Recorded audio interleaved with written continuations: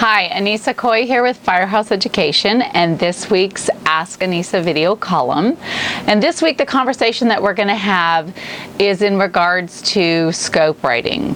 Probably one of the very common questions that I get asked is, how do I get paid? Or people emailing me questions in regards to having difficulty getting paid on a scope that they've sent into an adjuster. So what I want to do is I want to have some conversation that was spurred by a coaching client that actually sent me an email because he was having trouble getting paid on a scope. And so one of the biggest things that I see very consistently across the board is when someone's having trouble getting paid on a scope that they've sent into an adjuster, there are usually one of 5 key aspects, if not multiple aspects, missing from their scope. And this is what causes adjusters to have questions or concerns, and they can't just process this claim and get it through and get a check cut out to you. So what I want to talk to you today is about how to write a proper scope. Okay, and there are really 5 key components that come into play when we're doing this. 1 is using the correct software. 2 is providing photos. 3 is doing a walkthrough with your adjuster. The 4th thing is communication, one thing I talk about all the time on my videos. And the 5th thing is being very descriptive in your detail on your line items.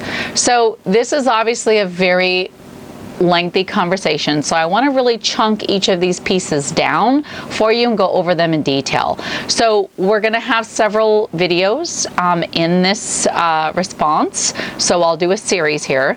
And the first one that we're really going to go into detail about is about using the right software. So and I really want you to understand that a good scope is one that is very descriptive in detail, very easy for the adjuster to understand and get a very clear picture of what happened on the particular job or loss, and one that leaves the adjuster with very few questions. Adjusters are very busy and they don't want to have to pick up the phone multiple times and ask a lot of questions, especially when they could have been sent in with the scope.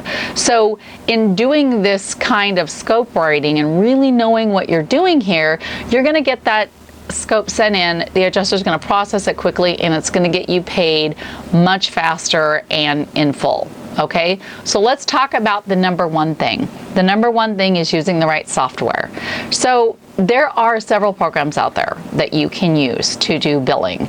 The number 1 most popular software that's used by the majority of insurance companies, most of us all know about, it's called Xactimate. So I've seen a few people that have sent me scopes that they were having trouble getting paid on, and they were in Microsoft Word. It was maybe just a document typed up, or even through QuickBooks. And this just really doesn't work when you're sending in a scope to get paid for to an insurance company, because they have to have the scope broken down certain ways. For instance, by the room, other charges. Insurance companies pay you to do certain things by the piece, by the square foot, by the lineal foot, and if you don't have the right program that you're using to break that down easily for the adjuster, it makes his job much more difficult. Adjusters are actually audited, if you will, periodically from supervisors or through their underwriting departments, that they'll go through and look at a scope and make sure that adjusters are paying them correctly, that they're paying out charges that are clear and understandable, that sort of thing. Using a program like Xactimate makes it very easy for you to be able to do that and break the scope down by the room and by the type of loss. For instance, structure is always kept separate from contents.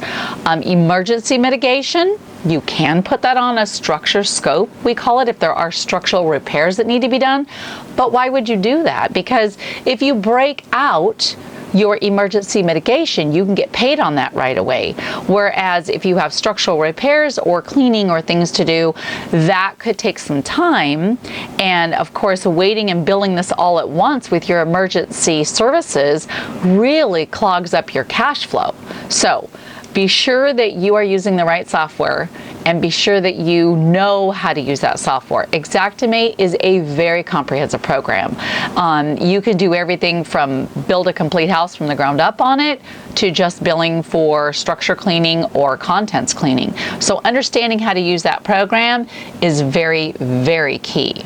So what I'm going to do now is we're going to cover the next item on next week's video in the 5 key components to writing a good, clean scope.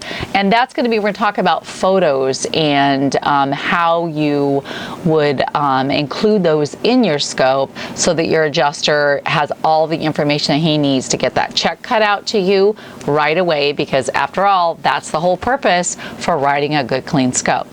All right, well, I hope you found this valuable. Please be sure that you are subscribed to the YouTube channel, and of course, one of the cool kids that are subscribed to the R&R e-newsletter, and I will see you on the next video.